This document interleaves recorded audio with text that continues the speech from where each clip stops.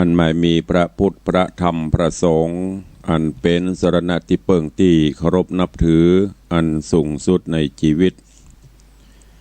กราบคารวะแทบไตรไวสาปารมีธรรมพระเดชพระคุณหลวงปู่พระเทพโกศลตีปรึกษาเจ้าคณะภาค7เจ้าอาวาสวัดศรีโสดาพระอารามหลวงตำบลสุเทพอำเภอเมืองจังหวัดเชียงใหม่พระเดชพระคุณหลวงป่อท่านเจ้าคุณพระเทพปริยัติเจ้าคณะจังหวัดเชียงใหม่เจ้าอาวาสวัดเจ็ดยอดพระอารามหลวงตำบลจ้างเผือกอำเภอเมืองจังหวัดเชียงใหม่พระเดชพระคุณหลวงป่อท่านเจ้าคุณพระเทพรัตนนายกท่านเจ้าคณะจังหวัดลำพูนเจ้าอาวาสวัดพระธาตุเจ้าหริพุนชัยจังหวัดลำพูนพระเดชพระคุณหลวงป่อท่านเจ้าคุณพระรัตนมุนีท่านเจ้าคณะจังหวัดเชียงรายเจ้าอาวาสวัดพระแก้วจังหวัดเชียงรายตลอดจนพระมหาเถรานุเถระเจ้าคณะพระสังฆาธิการภิกษุสงฆ์สามเณรจุตนจุองค์ด้วยความเคารพเจริญสุขเจริญปอนสาธุชนญาติโยมติ่นจองห้องวัดจุหนุ่มเท่าใจยิงขอน้อมต้อนรับทุกท่านเข้าสู่รายการมรดกธรรมกำเมืองทางสถานีวิทยุกระจายเสียงพระพุทธศาสนาแห่งชาติและสังคมคลื่นเพื่อการศึกษาพระพุทธศาสนาและวัฒนธรรมคลื่นวิทยุสีข่าวเพื่อเจ้าประชาและคลื่นพระพุทธศาสนาและจริยธรรมส่งสัญญาณออกอากาศจากสถานีวิทยุวัดฝ่ายหินตำบลสุเทพอำเภอเมืองจังหวัดเชียงใหม่สถานีวิทยุวัดหนองกายตำบลสันปะยางอำเภอแม่แตงจังหวัดเชียงใหม่สถานีวิทยุบริการสาธารณะวิทยุ CM77 วิทยุอินเทอร์เน็ตล้านนาสถานีวิทยุพระพุทธศาสนาจังหวัดเชียงรายสถานีวิทยุดีเจอ้อยอำเภอโสปราบจังหวัดลำปางสถานีวิทยุวัดห้วยตองซักอำเภอจอมตองจังหวัดเชียงใหม่สถานีวิทยุเวียงป่าเป้าเรดิโออำเภอเวียงป่าเป้าจังหวัดเชียงรายสถานีวิทยุแดนดินถิ่นล้านนาอำเภอสันปะตองจังหวัดเชียงใหม่สถานีวิทยุมนเสียงธรรมอำเภอแม่แจ่มจังหวัดเชียงใหม่สถานีวิทยุชุมชนโคนเมืองลี้อำเภอลี้จังหวัดลำพูนสถานีวิทยุชุมชนโคนนาน้อยจังหวัดน่านสถานีวิทยุเสียงใสเรดิโออำเภอต้าวังผาจังหวัดน่านสถานีวิทยุเสียงธรรมจากวัดจันทร์อำเภอกาลยาณิวัฒนาจังหวัดเชียงใหม่สถานีวิทยุน่านฟ้าเรดิโออำเภอเมืองจังหวัดเชียงใหม่สถานีวิทยุวัดศรีปันเงินอำเภอสันปะตองจังหวัดเชียงใหม่และสถานีวิทยุชุมชนคนเหนือเขื่อนอำเภอฮอดจังหวัดเชียงใหม่ตลอดจนวิทยุชุมชนเสียงตามสายห่อกระจายข่าวตามวัดตามวาตามหมู่บ้านต่างๆที่ได้ร่วมกันลิงก์สัญญาณจากแม่ข่ายถ่ายทอดเสียงธรรมะสู่ศรัทธาสาธุชนอยู่ในเวลานี้พร้อมกันนี้ขอเจริญสุขเจริญปอนสาธุชนญาติโยมที่ได้ติดตามจะรับฟังกันต่างเฟซบุ๊กเฟซไลฟ์ต่างเว็บไซต์ต่างๆบ่ว่าจะเป็นเฟซบุ๊กของคลื่นวิทยุสีข่าวเพื่อเจ้าประชาเฟซบุ๊กของ104ธรรมะคลายเครียดวัดฝ่ายหินเฟซบุ๊กของวัดวังสิงคำตลอดจนเฟซบุ๊กของ FC แฟนรายการทุกท่านที่ได้ลิงก์สัญญาณเผยแพร่นำธรรมคำสอนสู่ FC แฟนรายการเพื่อนๆในกลุ่มใน Facebook อย่างทั่วถึงรายการนี้ดำเนินโดยกระกับผมอาตมภาพพระครูวิสิทธิ์ศรีลาภรณ์เจ้าคณะตำบลป่าแดดเจ้าอาวาสวัดวังสิงคำตำบลป่าแดดอำเภอเมืองจังหวัดเชียงใหม่เป็นผู้ดำเนินรายการนำเสียงธรรมะแบบปืนเมืองเหนือรักษาหีดหอยมรดกธรรมกำเมือง คือกับสาธุชนญาติโยมได้สดับรับฟังกันปะกันวันนี้ก็มาถึงเกิงสัปดาห์เป็นวันพุธซึ่งดังที่ได้แจ้งรายการผังรายการฮื้อญาติธรรมญาติโยมไปแล้วถ้าวันไหนตรงกับวันพุธและวันเสาร์ต่างคลื่นวิทยุสีขาวในกลุ่มดังที่ได้แจ้งรายนามสถานีฮื้อญาติโยมได้รับฟังนั้นเปิ่นจะลิงก์สัญญาณส่วนวันอื่นๆก็อยู่ในภาคปกติฉะนั้นวันนี้ก็ขออนุโมทนากับท่านผู้อำนวยการสถานีวิทยุคลื่นวิทยุสีขาวตลอดจนท่านผู้อำนวยการสถานีวิทยุทุกสถานีที่ได้กล่าวนามมาที่ได้เมตตามอบถวายเวลาฮือกับรายการมรดกธรรมกับเมืองฮือกับตุลุงในวังได้มาพบมาปะกับญาติโยมสาธุชนทั้งหลายเนอะก็เพื่อบ่ฮือเสียเวลาก็ล่วงเลยไปเว้ยเผลอแป๊บเดียวหมดไป10 กว่านาทีละก็ยกยอดไปใต้รายการดังปกติที่เขาได้ปฏิบัติกันก่อนที่จะหมดเวลาก็จะได้เปิดหน้าไมค์อู้เอ่ยอู้จ๋ากับญาติโยมศรัทธาปอเหมาะปอควรแก่การละเวลาโอกาสบัดนี้เชิญชวนทุกท่านได้สดับรับฟังเสียงธรรมะกันเฮียก่อนเนาะแล้วก็อู้กันตอนใต้รายการธรรมเทศนาที่ตุลุงได้นำมาเทศนาฮื้อญาติโยมทั้งหลายได้รับฟังก็ผ่านไปแล้ว2 ตอนในเรื่องของใหญ่แล้วน้อยน้อยแล้วใหญ่หรือชื่อเต็มเปิดว่าโปรดสัตว์เป็นกุลโปรดคนเป็นโทษได้เทศนาฮื้อฟังไป2 ตอนคนนี้วันนี้ตอนนี้คงจะเป็นตอนสุดท้ายเรื่องราวในตอนที่แล้วก็มาถึงอย่างตอนที่2 เท่าได้โพดได้ผายถึงสัตว์ถึงคนนั่นก็คือปางเมื่อบรมโพธิสัตว์เจ้าได้มาจุติเป็นเต่าอองคำแล้วก็ได้มีแม่เท่าพ่อเท่าก็ได้มาอยู่หรือว่าได้อุปถัมภ์มีอยู่ครั้งหนึ่งที่โพธิสัตว์เจ้าเต่าอองคำนี้ได้หูเหตุการณ์บ้านเมืองว่าไปหน้าเนี่ยจะเกิดวาตภัยเกิดอุทกภัยหรือว่าเกิดฝนตกหนักน้ำท่วมน้ำนองเกิดพายุนี่ก็เลยบอกฮื้อ2 เท่าเจาะไม้มาแป่งแปรแล้วก็มัดขาดฮื้อดีโดยเชือกที่เอามัดขาดนั่นคือแป่งเงื่อนไว้เงื่อนหนึ่งตั้งไว้ตั้งลุ่มเงื่อนก็ไว้ตั้งบนตั้งลุ่มนั่นโพธิสัตว์เจ้าเต่าอองคำจะอยู่ปืนแปรเบื่อคอยช่วยเหลือเพื่อมีอะไรอย่างเกิดขึ้นส่วนตั้งบนเงื่อนนั้นถ้ามีอะไรอย่างเกิดขึ้นก็คือ2 เท่าเนี้ยจักเจือกหรือว่าน็อกที่ตุลุงเคยบอกนะกำเมืองน็อกก็คือส่งสัญญาณให้หูหมอกลึกจากนั้นก็เกิดฝนตกน้ำท่วมน้ำนองแต่ก็มีเสือมาขอเปิ้งปะบารมีอยู่บนแปตัวเอง2 เท่าก็จักเจือกสัญญาณไปฮื้อเต่าอองคำโพธิสัตว์ว่าจะฮับกาบฮับเต่าก็ขึ้นมาบอกฮับไว้เตอะสัตว์เปิ้นมาขอเปิ้งบารมีจากนั้นบ่เมินบ่นานก็มีงูก็มาขอเปิ้งแหม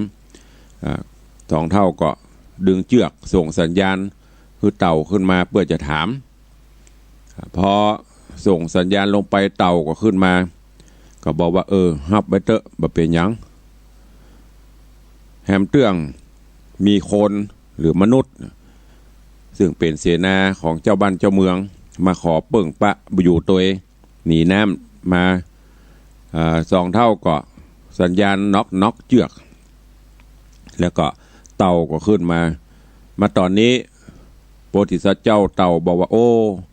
อันหมู่นี้บัดถ้าเอาเนอะรู้สึกว่ามันจะบ่ค่อยเป็นมิตรกับเฮานะเอาฮื้ออยู่ไปมะลูนจะเดือดร้อนจะเป็นเรื่องเป็นราวจะหาเรื่องหาราวใส่ใครใส่ความอย่างต่างๆบัดถ้าเอาเนอะแล้วก็มุดลงไปในน้ำที่เก่า แต่โดยสัญชาตญาณคนเนาะอู้กันหูเรื่องสองเท่าก็เกิดความเมตตาอินดู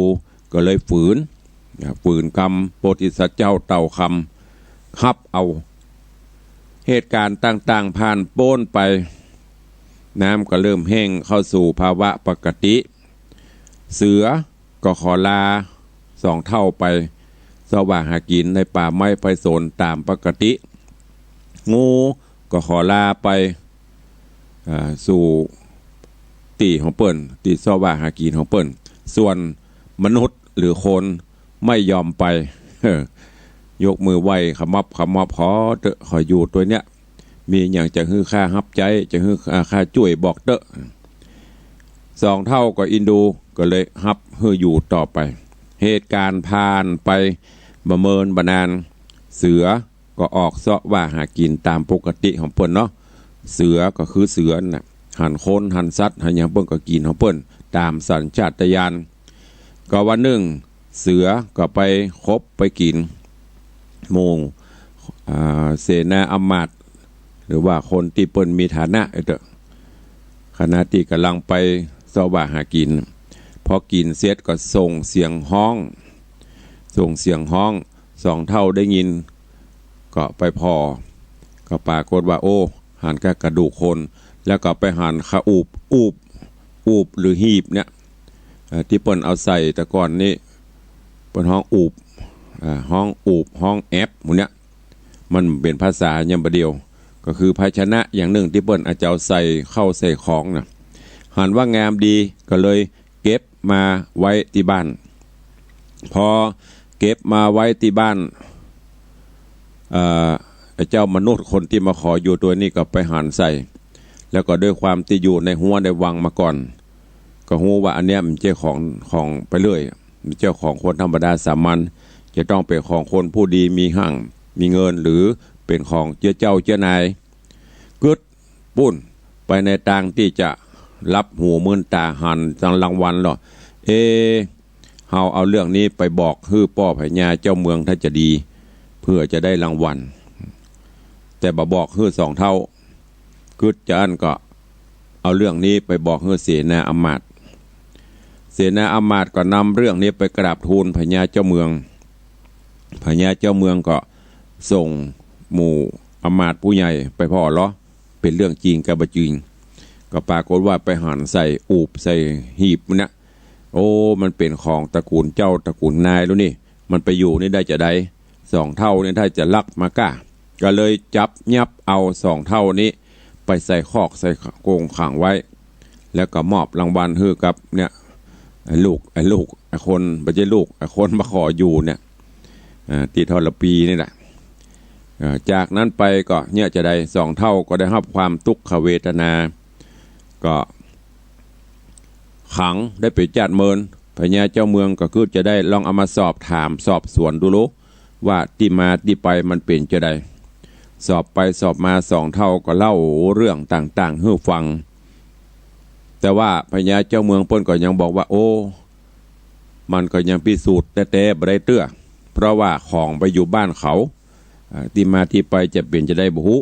ขังไว้ก่อน ย้อนกล่าวถึงเมื่อโดนขังสองเท่าก็ลำไรหาอันยังที่จะมาช่วยมาโพดมาผายได้สิ่งศักดิ์สิทธิ์เตปาอาหักอย่างก็ดีตลอดจนลำไรถึงเสืองูที่เคยอยู่ที่เคยห่มเงาพักอาศัยยามเมื่อก่อนถ้าเปลี่ยนไปได้ก็ขอมาโพดมาผายเนอะงู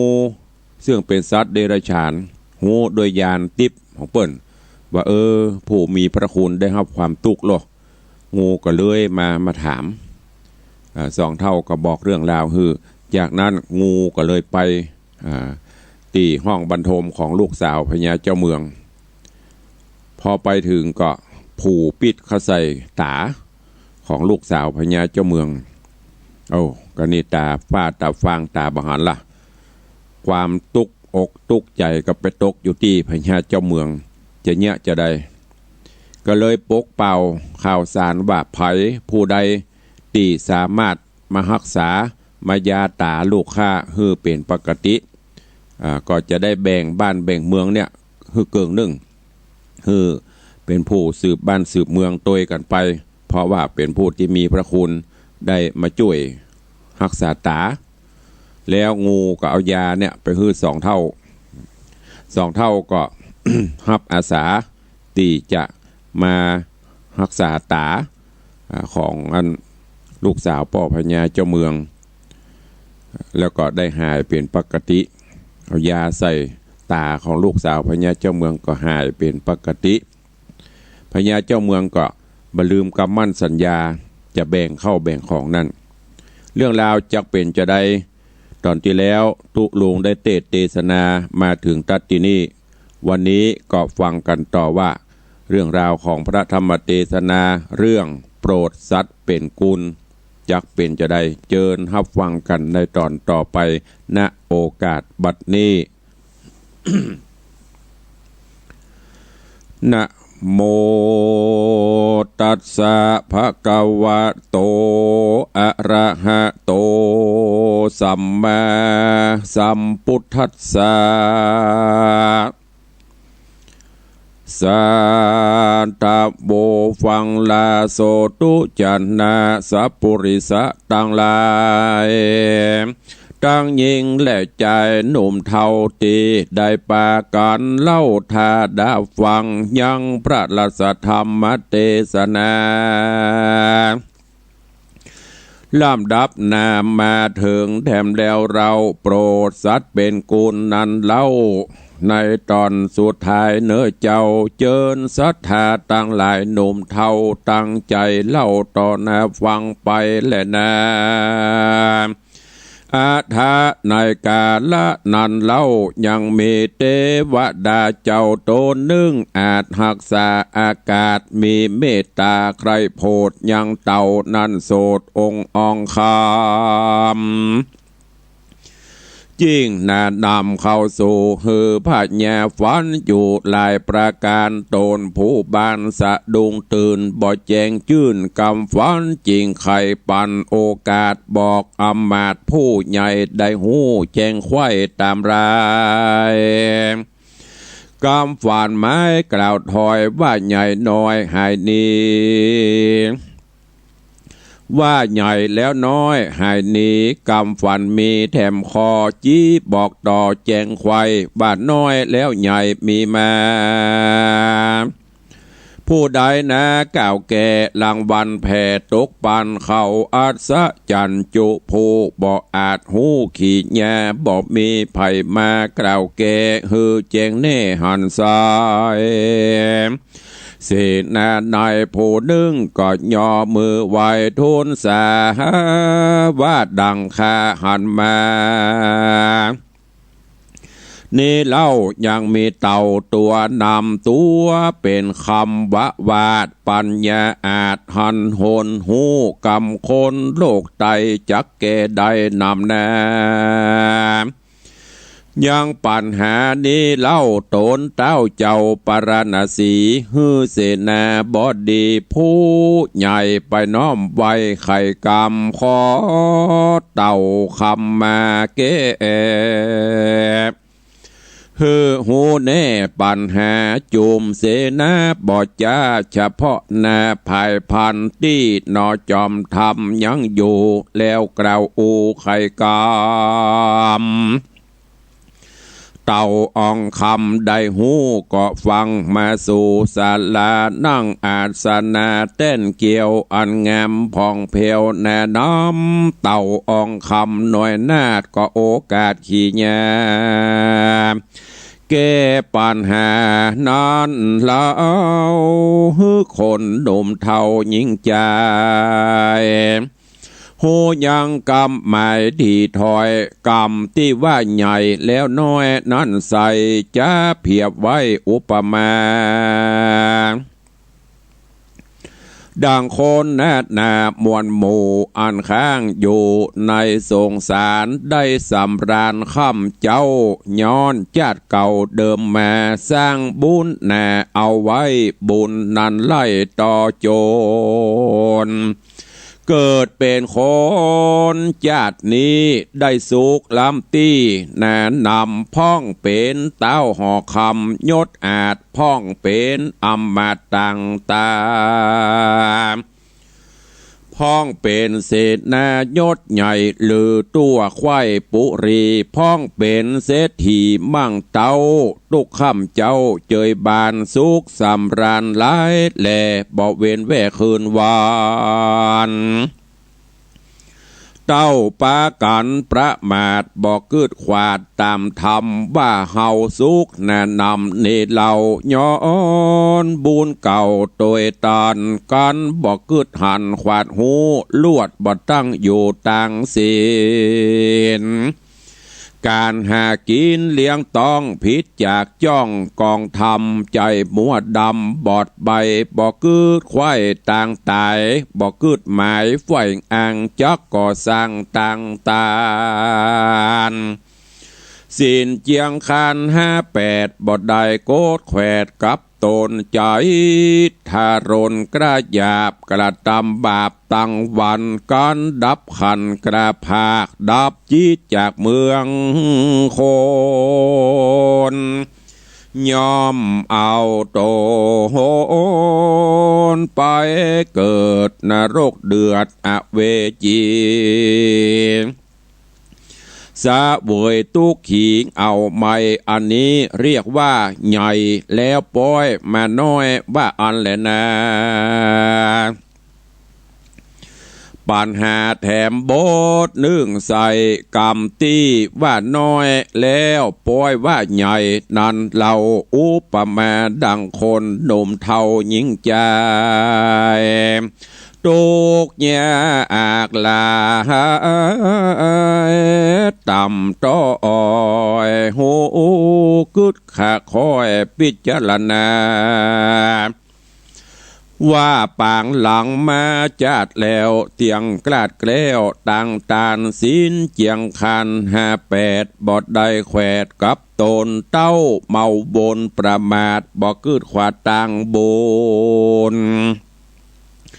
ใจทาโลนฮึกหยาบกระตำบาปแนะนำเตียวต่างดำจะใจบ่เตียวไตต่างดีขานิ่งมีหูหอดก็ลวดจะตอดต่างดำหลีกเว้นกรรมห้าวหาดบ่ประมาทต่างตานศีลเจียงคัน85บ่ต่ำจ้าหักษาการมรณะมูบมูบุญส่งโยไปเกิดตีพาเสดเมืองสวรรค์สุขคืนวันจื่นจ้อยอันนี้น้อยแล้วป้อยว่าใหญ่เพื่ออันแหละนาแถมประการหนึ่งกล่าวถอยที่ว่าเท่าที่ว่าเท่าแล้วปอยเป็นหนุ่มได้ตกลุ่มถอยโหนอุปมาดังคนแก่คนเฒ่าบอกเกิดเล่าถึงตัวผมยังหัวก็งอกปานแผ่ออกเลนลายยังผ่านผายเล่นแอวกับเบาเทวใจลามหันสาวงามน้อยหนอยักยิ้วล้อมายากันสาวเครื่องกาห้องดาบอกโคดกลาเครื่องขี่สามใจดีจื้นสู่โหห้องอยู่นันเนืองบอกเกิดว่าตัวเก่าว่าตัวนี้เท่าจะลายามคนจ่าห้อง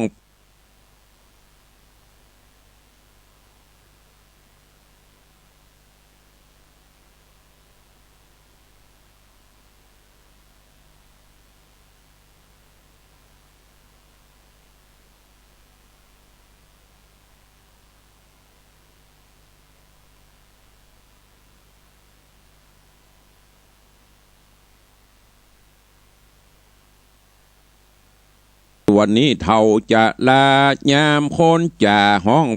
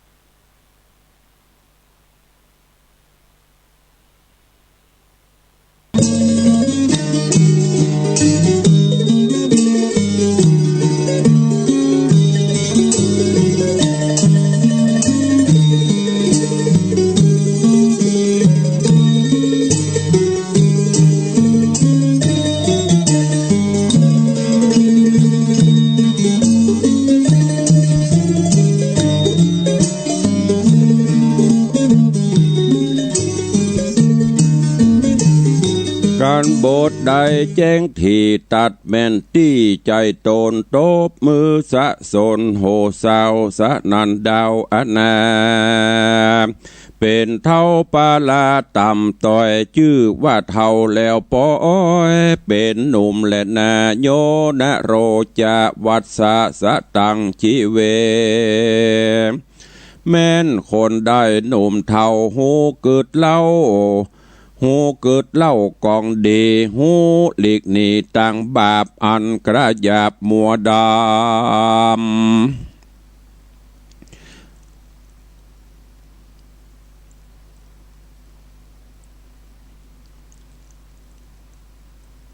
ว่าผู้นั้นพาเสดแต่เหลือลายกว่าหญิงใจโลกใดอันมีอายุใด100 ปีและนากันว่าเต่าอองคำน้อยนาดไข่ถอยวาดขี่ยามแก้ปัญหาน้อยใหญ่บวนละมวนควายตามลายคนยิ่งใจหนุ่มเทาตั้งเต้าเจ้าปาราณสีปิติมีชื่นจอยอันใดยินถอยกรรมทำฟังเป็นกรรมอันม้วนถูกทวนนาถูกถอยทวนกองดีเต้าปลาณสียศอาจก่อสารราชวางปานเป็นรางวัลบ่อเศร้าปันหือเต่าอยู่สร้างเป็นเจ้าจ้างแตนเต้นอยู่เป็นแก่นปุรีส่วนเต้าปรณสีนั่นโสดก็ออกไปบวชปัปปจาอยู่ดงนาปากกวางปั๊มเป่งสร้างต่างธรรมส่วนเต่าอองคำน้อยนาฏสะวยราชบุรีโดยตะสะธรรมมีพาเสด10 ประการเลิศดวงใสการตายไปกล้าพรากดับจีจากเมืองคนได้เอาตนไปเกิดจันฟ้าเลิศตุสิดาก็มิหันและนาสัทธาอิมังธรรมเตสนังอาหาริตวาจาตะกังสมุทาเนสีสัทธาสัพปัญโยพระพุทธเจ้าจักจาดเก่าไปลางมาเตรียมอย่างจาดนีพระกล่าวจีเตสนาว่าเตวาตัตโตอันว่าใจถูกน้ำปลาไหลเต้ามีใจหยาบจ้าปองค่ำคาสองผัวเมียนั่นใส่กึกหักมาได้เทวทัตเห็นในบัดนี้และนาส่วนเท่าขี้ไรสองขาคือเก็บเอาเต่ามาเลี้ยงไว้บ่หือได้เครื่องกาในกาลละนั่นใส่กึ่งหากมาได้พระญาสรีสุทโธธนะและนางสลีมหามายาในกาลบัดนี้และนาอันว่าเสือตัวไหลน้ำมาบานนอนใส่คือหากมาได้มหาโมกขลานในกาลบัดนี้แหละนาส่วนอันว่างูไหลน้ำมาในกาลนอนใส่คือว่าหากมาได้มหาสาลีบุตรเห็นในกาลบัดนี้แหละนาส่วนอันว่าเต่าคำยอดซอยไขกล่าวถอยเก้ปัญหาในกาละนอนใสคือหากมาได้พระตถากตาตนเป็นตีจังตีเปิ้งแก่โลกตั้ง3ในกาละบัดนี้และนาตุมเหภวันตาตานตังหลายหนุ่มเทาฟังแต่เก้าสุดไปจุงมีใจภายแผ่กว้างมันก็สร้างตั้งบุญจากนุนไปเกิดจันฟ้าเลิศเมืองสวรรค์เหมือนกันอยู่ผู้จุคนเล่นนา นิธิตังขีญาสังวันนาวิเศษจาห้องเหตุธรรมเทศนาเรื่องโพธิสัตว์เป็นกุลก็บังโกมสมเรศเดช ลงไปต้องขอสุมาอภัยเนอะตะกี้ขาดตอนไปกรรมเนื่องจากไฟฟ้ากระพริบไฟกระชากดับไปเหี่ยกรรมกำลังเตะไปเริ่มไฟดับปรึบสะดุ้งยุ่ยแต่ตอนนี้ก็ปกติแล้วเนาะสัญญาณออกอากาศก็คงจะปกติอยู่คงจะบขาดแล้วเนาะเพราะว่าตะกี้เตะไปสัญญาณมาปกติเรียบร้อยแต่ไฟที่วัดสะดุดปึ๊กเลยดับหมดเลยดีที่มันดับเมินเนาะถ้าดับเมินก็จะบรรจบแฮมะตอนนี้ก็จบปริปุณังไปเนี่ยเพราะว่าโพดสัตว์เป็นกูลโพดคนเป็นโตดแต่หรอเสือถึงแม้นจะมี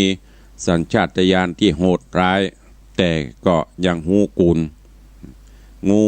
เป็นสัตว์มีพิษก็ยังหูกูลคนอู้กันหูเรื่องสื่อสารกันหูเรื่องโพดพายยายบูนไปสุดท้ายแหวงกัดแหวงขบอันเนี้ยเป็นถึงที่มาที่ไปโพดสัตว์เป็นกุลโพดคนเป็นโตดยามเมื่อบะหมีตุกหยากแปงหน้างิ้วกิ้วขมวดหน้างอคอหักมาขอเปิ่งบุญบารมีขอยืมนั่นผ่องยืมสตางค์ผ่องโพดพายไปได้ไปเวลาบนไปทวงเป็นยักษ์เป็นเย็นล่ะได้กินได้ว่าอย่างกระเปิ้นยามเมื่อกินเมื่อเฮามีประโยชน์ต่อเขาก็อวดก็อ้างยกยอยามเมื่อบะมีประโยชน์ชนะกับเขาก็ปากันเหยียบกันย่ำเนี่ยคือคนนะไม่ใช่มนุษย์นะถ้ามนุษย์คือสัตว์ผู้ประเสริฐแต่ถ้าเป็นคนนี่มันยังบ่ประเสริฐเด้อยังยุ่งอยู่คนหรือโกนเนี่ยมันยุ่งดังนั้นยิ่งปัจจุบันนี้ก็ซ้ำหายเนอะการจะโพดจะพายอย่างนี้มันเป็นที่มาที่ไปง่ายๆนั่นก็คือเนี่ยคนไร้ศีลไร้ธรรมนั่นน่ะบ่ฮู้จักศีลจักธรรมเปิ้นโพดเปิ้นพายเปิ้นมีบุญมีคุณอย่างกับบ่ฮู้จักบุญจักคุณอย่างละมานึกถึงข้าวแดงแกงฮ้อนมานึกถึงความที่เปิ้นช่วยอุปถัมภ์อย่างละเนี่ยยิ่งสมัยปัจจุบันนี้สิ่งเหล่านี้ยิ่งจะหายไปโดยเฉพาะความกตัญญูกตเวทิตามาถ้าไปพ่ออย่างนักญาติโยมทั้งหลายแม้แต่ลูกของเฮานี่ก็มาถ้าว่าคนอื่นน่ะลูกเต่าเราล้านเนี่ยเลี้ยงดูปูเสือบะมีก็หาบะมาก็เซาะโพดพายยายบุญใหญ่หน้ากาบานเป็นใหญ่เป็นโตเป็นงูเห่างูจ๋องว่ายังฮื้อกำได้ขอยังกำได้ยามเมื่อเป็นดีมีห้างลืมปล่อยมดลืมป่อลืมแม่ลืมปี่ลืมน้องถ้ายามตกอับตกโจรปุ่นแปลงหน้าน้อยตาน้อยมาสิ่งเหล่านี้กำลังเกิดขึ้นในสังคมเราปัจจุบันนี้เพราะนั้นฝากใบล่องตรงกันข้ามอย่างเฮาโพดสัตว์เนี่ยมาถ้าว่าอย่างเฮียโยมตะหลายถูกมาเตรียมมาเปรียบหมาที่เฮาเลี้ยงเนี่ยยังสามารถเผลอๆอยู่เป็นกู้เป็นกิมนะยังเฮาพอในทีวีหรอหมาช่วยดูแลคนเฒ่าหล่นไปเปิดประตูหล่นไปเอานั่นเอานี่ฮื้อที่เปิ่นฝึกนะแล้วก็เฝ้าอยู่คนเขานี่อู้กันก็หู้เรื่องสื่อสารกันก็หู้หมดแต่บางเตื้อมันก็จะยะเนรคุณก็นั้นก็ฝากไว้กับญาติโยมทั้งหลายแห่มาเนื่องเป็นว่าคนเฮาเนี่ย ใหญ่แล้วก็น้อยแล้วก็ใหญ่อันใหญ่แล้วก็น้อยนี่คืออย่างก็คือเกิดมาในจัดเนี้ยได้อยู่สุขสำราญมีเข้าของสัมปติมีเงินมีทองใจจ่ายแต่ประมาทอันนั้นเพราะมันเป็นบุญบารมีที่เขาฝากฝังไว้ในอดีตชาติปางก่อนพอมาพบมาปะจัดนี้ซ้ำประมาทบ่เพิ่มเติมบุญบ่เสริมเติมบุญกินแอวใจไปสุดท้ายมาพอใหญ่มาแต่ตอนปีกอนาถาตกอับตกโจรไปบางคนน้อยแล้วใหญ่นั่นก็คือเปิ้นหูเกิดมาในชาตินี้ทุกข์ยากมันเป็นเพราะวิบากกรรมบ่ได้ทำบุญสูญตานบ่ได้สร้างคุณงามความดีไว้ในชาติก่อนชาตินี้ถึงแม้จะทุกข์จะยากแต่มีศีลมีธรรมสงเคราะห์อนุเคราะห์ช่วยเหลือพี่น้องชาวบ้านตามอัตภาพที่จะทำได้รักษากายวาจาใจมีศีลมีธรรมกำกับอยู่เสมออันเนี้ยเปิ้นฮ้องว่า น้อยแล้วก็ใหญ่คือสุดท้ายมาก็ได้ดีได้ดีดังนั้นฝากฟังไว้กับสาธุชนญาติโยมทั้งหลายเนอะฟังแล้วนำไปคิดพิจารณาคือมีความกตัญญูหูกุลต่อผู้มีพระคุณอันมีป่อมีแม่มีครูบาอุปชาอาจารย์หรือไผ่ผู้ใดก็ตามตีเปิ้นมีบุญมีกุลกับเฮาแม้กระทั่งเข้าสักปากสักถุงตีเปิ้นเคยชุบเคยเลี้ยงเฮาก็จะไปลืมบุญลืมกุลเปิ้นตอบแทนบุญบุญกุลเนี่ยเป็นสิ่งสำคัญที่สุดบุคคลใดลืมบุญลืมกุลบุคคลนั้นบ่ต้องไปเสาะหาความเจริญเนอะฝากไว้กับญาติโยมทั้งหลายในวันนี้ก็เข้าสู่หมดรายการเนาะเวลาก็ใกล้จะหมดละเดี๋ยวก่อนที่จะอู้จาประสานนามัยตุลุงก็ขอเมตตาอนุโมทนาขอบคุณเนอะกับสาธุชนญาติโยมทั้งหลายก็แจ้งข่าวสารเดือนนี้เดือนพฤศจิกาเดือนหน้าก็จะเป็นเดือนสุดท้ายของปี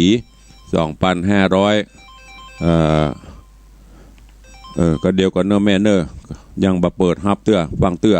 รอฟังสัญญาณว่าให้เปิดค่อยเข้ามาตอนนี้กำลังจะอู้อยู่เดี๋ยวมันจะปุ๊ดฟังสัญญาตามกฎกติกาถ้าบอกว่าเข้ามาค่อยมาตอนนี้ยังไม่เปิดรับเนอะก็ถ้าจะอู้แล้วมันลืมไปละเรื่องที่จะอู้เพราะมันมีสคริปต์เดือนหน้าก็จะเป็นเดือนสุดท้ายของปี2563ปีใหม่ก็จะขึ้นแล้วก็ตามปกติก็จะมีการส่งท้ายปีเก่าสวดมนต์ข้ามปีหลายวัดหลายว่าเพิ่นก็จะจัดต่างวัดวังสิงคำก็ ได้ประชาสัมพันธ์ให้ญาติโยมทั้งหลายรับทราบกันมาเป็นระยะนั่นก็คือการสวดมนต์ข้ามปีเสริมบารมีเฮาข้ามพศและที่สำคัญนั่นก็คือจะได้มีพิธีสมโภชพระพุทธรูปที่เฮากำลังช่างเพิ่นกำลังปิดทองปิดคำเนี่ยก็จะได้รวดสมโภชและที่สำคัญก็คือจะลองสมโภชพุทธาภิเษกสารูปพระเจ้าทองคำที่เฮาท่านทั้งหลายได้ร่วมกันร่วมกันสละทองสละปัจจัยรอไว้เป็นที่ไว้ที่สาของมนุษย์และเทวดาที่วัดวังสิงคำพร้อมกันนั้นก็ต่างวัดได้จัดสร้างวัตถุมงคลอันมีรูปหล่อหรือว่าองค์หล่อจำลองหลวงพ่อพระสิงห์คำโดยเนื้อสำริด5 นิ้วเนื้อทองเหลือง5 นิ้วแล้วก็จะมีเหรียญมีพระกริ่งคือญาติโยมศรัทธาได้เจ้าปูชาเปลี่ยนมังคละมงคลกับบ้านกับจองพร้อมกับก็จะได้มอบสำหรับผู้ทำบุญในวันที่1 มกราคมตัวเองการนี้ต่างวัดก็จะได้ร่วมทำบุญเชิญชวนศรัทธาเนอะร่วมทำบุญกันถวายพระป่าเพื่อสมทบทุนปฐมฤกษ์เบิกฟ้าในการที่เขาจะสร้างกุฏิสงฆ์องค์หลวงของวัดปี62เฮาปฐมฤกษ์เบิกฟ้าสร้างพระเจ้าทองคำได้ปีปลายสำเร็จไปตอนนี้ก็จะได้ทำบุญส่งท้ายปีเก่าต้อนรับปีใหม่ตัวเนอะก็ขออนุโมทนาบุญกับญาติโยมที่ร่วมโมทนาบุญมาพระป่าจะมี3อย่างเนอะท่านผู้ใดร่วมโมทนาบุญพระป่ากองเงินพระป่ากองเงินกองละ300 บาทต่างวัดก็จะมอบเหรียญของหลวงพ่อพระสิงห์คำที่เฮาจะพุทธาภิเษกนั้น1 เหรียญก็นี่เป็นพระป่ากองเงินพระป่ากองทองกองละ500 บาทต่างวัดก็จะมอบพระกริ่งหลวงพ่อพระสิงห์คำให้1 องค์พระป่ากองเพชรกองละ1,000 บาทก็จะมอบองค์ลอยรูปองค์ลอยรูปหล่อองค์ลอยของหลวงพ่อพระสิงห์คำ1 องค์พร้อมปฏิทินปกตื่นละนาเนอะปีนี้คงไม่ได้ส่งไปตามบ้านเนอะจะมอบให้ผู้ที่มาร่วมบุญกุศลที่วัดก็ขอแจ้งให้ทุกท่านอนุโมทนากับโยมธีรวุฒิมากเมืองโยมธีรวุฒิมากเมืองหรือไอเบลอันนี้ก็ร่วมโมทนาบุญพระป่ากองเงิน2 กอง600 บาทโยมแม่อุ้ยมอนจันคำแสงบุญพระป่ากองทอง1 กอง500 บาทโยมแม่ปราณีพยัคฆ์ไคหพลหนองแต่นอันนี้พระป่ากองเงิน1 กองกองทอง1 กองกองเพชร1 กองอย่างละกอง ก็ขออนุโมทนาบุญขอบคุณตัวเองก็เริ่มรับบริจาคโมทนาบุญตั้งแต่บัดนี้ไปจนถึงวันงานเนอะแหมเดือนปลายใครจะร่วมโมทนาบุญก็แจ้งความประสงค์เข้ามาได้เอาละเนาะเวลากระวยสถาใครอู้ใครจ่าตัวละตะกี้ของไผ่แม่รัชดากะโสดคำกรรมตอนนี้ไปเจอเนอะใครจะอู้จะจ่ากับตัวลุง มันตึงบัดตันเนาะบอกกองอัลละบบเบียดนอกปบปล่อยเปิ้นคืนพ่องกะอย่าไปคลองแชมป์อย่างคนเดียวปล่อยให้เปิ้นพ่องกะก็หูละนาฟังนะน่ะปล่อยให้เปิ้นคืนเป็นแชมป์พ่องกะลดแชมป์พ่องมันรับป๊อบตอนจบเจ้าตัวเก่าขึ้นก่อนล่ะเป็นกำลังใจนะครับสาธุเนอะเจริญพรแม่ดารุณีว่าจะได้แม่ดารุณีว่าจะได้ถ้ากล่อง500สักกล่องเนาะเดี๋ยวว่ากล่องสัก10,000อีกยมแม่ดารุณีรัชดา1กล่องทองกล่องกล่อง500เนาะสาธุเนอะเจริญพรสายต่อไปเจริญพรโลอยู่น้อยว่าจะได้อยู่น้อยว่าจะได้ที่ได้เนี่ยแต่แล้วในกิจการสังฆทานหาไปกับเด็กกับลูกไงที่มาหอม20 บาทนะกะนะเนี่ยทั้งทุกวันเกิดเลยสาธุทั้งวัดถึงกรรมมาดีละอนุโมทนากับแม่อุ้ยเนอะเจ้าสาธุเจริญพรเจริญพรโยมป่อบุญธรรมครับผมกล่าวไว้จากข้าท่านพระครูเจริญพรยามเจ้าครับหนาวแล้วกันเวียงปะเป้าอยู่ตลอดเนอะถ้าฟังวันพุธวันเสาร์เวียงปะเป้าหนาวแล้วกะครับหนาวแล้วครับตั้งแต่คืนนี้มาหนาวแล้วนั่นน่ะอากาศแปรปรวนเนอะครับพระสาธุเนอะครับเนอะสาธุอนุโมทนาเนอะครับกล่าวไว้จากครับจากน่านจากอันเวียงปะเป้าไปน่านหนานต่อหนานบ่ได้ไว้ฉาครับเจริญพรครับว่าใดวันนี้จากน่านมีอย่างครับที่ถามเราฟังเป็นประจำนะกำลังใจทันอันตุลุงครับสาธุอนุโมทนาเนอะฟังเราม่วนดีเนาะเหตุอันเรื่องเจ้าหน้าเขาสาธุเนอะมีสาระประโยชน์ดีฟังแล้วกันรู้สึกว่าเดี๋ยวถึงใจดีกันนะฟังทำเลยเนาะสาธุเนอะอนุโมทนาความอ่านดีถูกไหมเจริญพรสายต่อไปไว้ใหญ่เจ้าท่านครูจากทางใดจากอำเภอลี่เจ้าจากลี่มีอย่างบัดใดแม่ฟังแล้วเขาใหญ่ดีดีละศรัทธามีความสุขศรัทธาม่วนตุลุงกับม่วนเนาะเจ้าสาธุอนุโมทนาเนอะอุ้ยเนอะเจ้าว่าใช่เจ้าวันนี้มาไล่เนาะจากน่านจากลี่จากเวียงป่าเป้าเข้าใจเวลาเหลือแหมหน่อยเนอะประมาณ 5-6 นาทีใครบ่ได้อู้ตัวใครอู้ใครจ่ากับตัวลุงเข้ามาเนอะ0817836540เจริญพรกังวลสาเจ้าท่านพระครูเราจากมาจากบ้านห้องนะเจ้าสาธุเจ้าธรรมะวันนี้เข้าใจดีเจ้าอนุโมทนาชัดเจนดีกำลังใจนะเจ้ากังวลสาเจ้าวันนี้อนุโมทนาบุญเนอะกับแม่ดารุณีรัชดา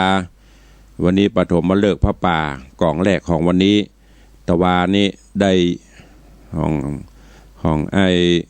เบี้ยวธีรยุทธ2กล่องแม่อวยมอนจันคำ1กล่องแม่ปราณี3กล่องวันนี้ปฐมฤกษ์เบิกฟ้าของแม่ดารุณีรัชดาพระป่ากล่องทอง1กล่อง500 บาทจะได้รับพระกิ่งหลวงพ่อสิงห์คำเนอะเจริญพรพระเจ้าทุลงว่าจะได้เจ้าฟังทุลงโอ้ม่วนดีฟังนั่งกำลังใจอย่างเสียงเนี่ยเพิ่นบรรลุกเด้อนอนกุ้มกับลุมอยู่กะ ไม่พาที่ติดเตียงนะจ๊ะ ตีเตียงเลยกุ้มกับลุงฟังทุลุงเนาะสาธุอนุโมทนาเนอสาธุสาธุสาธุโยมแม่ศรีนวลบ้านหม้อปะติ้วว่าใดแม่จะเอาผ้าป่ากล่องเงิน1 กล่องนะเจ้าก ล่องละ10,000นะกะ ก็จะอันแล้วแม่จะโอนไปพร้อมกับค่าโคมเนอะกล้าจังก็โคมะได้อเปาะมาถึง10,000เนี่ยเจ้ากองเงิน1 กอง500 บาทเนาะไม่ใช่เด้กล่องอันนั้น300อ๋อกองเงินนะกะ300เจ้าแล้วเป็น500พร้อมกับโคมสาธุอนุโมทนาไปพร้อมกันเนอะถ้าบัดทวงก็บ่ได้เหรียญเนอะต้องทวงโดยน่าจะลืมเอาบ่เป็นอย่างเจ้าแม่เป็นแต่ทำบุญเจ้าสาธุอนุโมทนาเด้อเจ้าสายต่อไปเจริญปอนด้วยสาท่านพระครูจากโดยสแกงนะเจ้าโดยสแกงว่าใดฟังจึงวันนะเจ้าจ้าหล่ำตันเขาเป็นไผมันตันไอเบียวฮั่นไอเบียวได้ยินแล้วเนาะไอเบียวได้ยินแล้วคือบัตรตาไอเบียวขนาดตาเพิ่นบ่หันนะเจ้าสาธุเนอเจริญปอนสายต่อไปเจริญปอนครับนมัสการครับเสียงม่วนนี่จากไหนนี่จากดอยหล่อครับผมดอยหล่อจอมตองครับว่าใดวะนี่เอาฟังรายการของตุ้งจัดหมดเลยก็น่าเสียงตั้งใต้นี่ผมล่ำได้ดินสัญญาณนะดอยหล่อจอมตองหมูเนี่ยหมูกี่สถานีกำลังโสดมาวันเดียวนี่ดอยหล่ออันนี้ผมฟังจากรายการครับก็น่านาไม่ใช่หลายสถานีแต่สัญญาณไม่แจ้งเข้ามามีแค่ไอ้คนเดียวแจ้งเข้ามานี่ผมฟังคุณลุงผู้สาวคุณติ๊ดนะครับดีละโมทนาสาธุเนอครับผมขอบคุณครับผมเจริญปอนสายต่อไปวันนี้แฟนคลับหนาแน่นม้วนอกม้วนใจเจริญปอนจากตั้งได้อันนี้ท่านนายหน่อยโยมบุญมาคนพิการทางสายตาเหมือนกันเด้ของตัวลุงนี่หมานแต่หมานคนพิการทางสายตาเนี่ยไอ้บิวเนาะโยมปีแห่งพลพี่ลุงบอกให้บอกเบอร์โทรศัพท์ครับก็เลยจำอยากอันนี้คือจำเอาแต่ที่ในรอบเดียวไปได้ครับแล้วก็เดี๋ยวอันสู้กับดึงไอ้บิวเนอะพ่อภัยจะคล้องแชมป์เนาะมันจังลืมรักษาสุขภาพตัวแล้วครับตัวลุงสาธุเนอะเหมือนเดียวกันเนอะจะเลิศก่อนคันนี้กู้ท่องไอเบียวมาแล้วเนอะภัยจากการภัยบ่ฮู้จะเลิศปอนแก่ภาษาเจ้าท่านพระครูเจ้า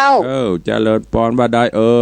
โยมแม่ฟังอยู่เนอะเพิ่นฟังกันนักในเจ้าท่านพระครูเจ้าก็น่ะฟังอยู่ทางใดจ๊ะเวียงป่าเป้าเจ้าบ้านทั้ง3เจ้าพี่น้องเวียงป่าเป้าปะตึงหนาแน่นทั้งเงินทั้งทองหนาแน่นทั้งแฟนคลับวันน่ะโยมแม่กำลังมีบุญด้วยไปแอววัดของทางน่ะเนาะวันที่1 มกรามาเนอะแจกปฏิทินแจกอันเหรียญ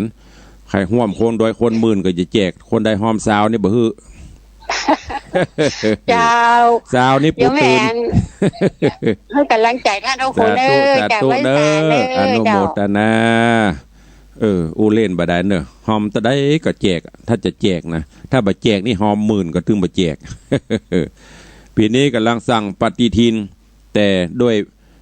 โควิดงบประมาณบ่นักกูปีนี้ทำส่งปีนี้คงไม่ได้ส่งเนอะใครอยากได้ก็มาในวังต่างมาเอวปีนี้ทำหูบหลวงพ่อพระสิงห์คำขึ้นเป็นปฏิทินทำบ่นักทำปันเดียวนั่นน่ะเอาไว้แจกที่วัดเนอะกูปีนี้โบโตกล้าทำปฏิทินนี่ญาติโยมทั้งหลายปฏิทินแต่ละวัดที่เพิ่นทำนะงบประมาณมันสูงของตัวลุงในปีนึง 3-4 หมื่นทำปีนี้งบประมาณบ่มีลดลงเอาเจริญปอนมาจากการทำภูครับจากทางใดเวียงปับเป้าครับในที่ดีครับเวียงปับเป้าพี่น้องเวียงปับเป้าหนาแน่นรักษาแชมป์2 เท่าที่ไปยาตาได้รางวัลน่ะเนาะได้ละฮะได้ยาตาหายได้รางวัลเป็นเจ้าเมืองละฮะนั่นนะลูกสาวพญาเจ้าเมืองอ่ะเนาะเป็นชัดจ้าเป็นถ้าจะให้รางวัลน่ะเนาะเปิ้นให้รางวัลก็ยิ้มปูดไปกรรมได้รางวัลได้เป็นเจ้าเมืองหรอ โอ้ สองเท่าได้ดิบได้ดีไปละสาธุอนุโมทนาเนอะปอเนอร์แบ่งกันอู้คนน้อยเนาะเวลามันน้อยสาธุจากเวียงปะเป้าเปิ้นหนาแน่นสายต่อไปมีก็เคลียร์พื้นที่เดี๋ยวเนอะเ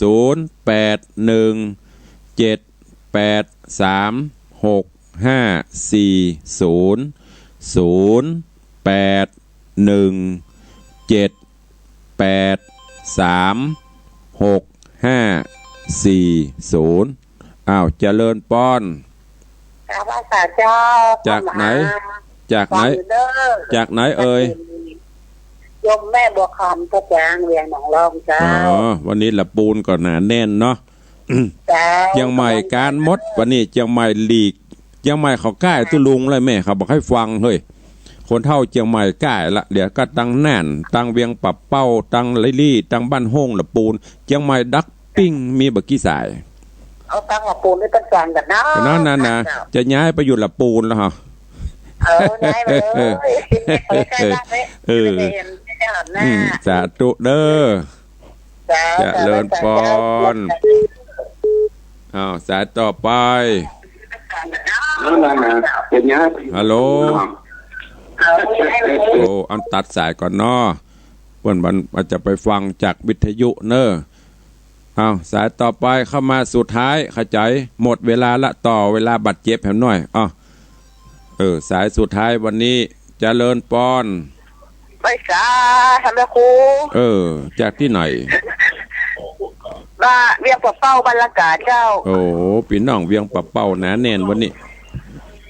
เดี๋ยวนี้เวียงปะเป้าตัดสถานีไปแล้วตัดไปแล้วเจ้าน่ะไป7 โมงปุ๊บตัดละสาธุเนออนุโมทนาบุญเนอนี่ก็จะตัดละหมดเวลาก็เดี๋ยวก็อู้กันดีๆเนอะวันนี้ขอความสุขสวัสดีบังเกิดมีกับทุกท่านเนอสุมาอภัยอ้วนใดไปบัดถูกต้องทำนองกองธรรมสุมาอภัยกับทุกท่านตัวอยู่ดีมีสุขเหมือนกันจุตนจุองค์จุผู้จุขนเนอจัตตา